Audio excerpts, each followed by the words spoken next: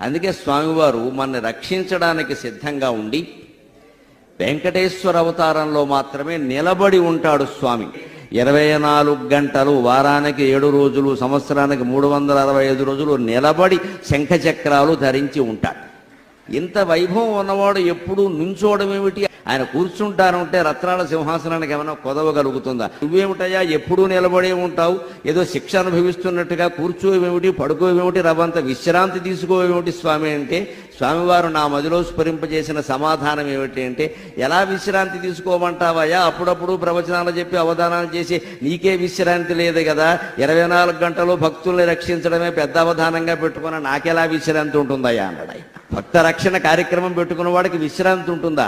అందుకని ఆయన ఏం చేస్తారంటే, రత్నపీఠాలు వందలుగా ఉన్నప్పటికీ ఏ వేళన్ గజముల్ కుచేలురు ధ్రువుల్ కృష్ణల్ నిన్ను పిలుతురో రావాయించ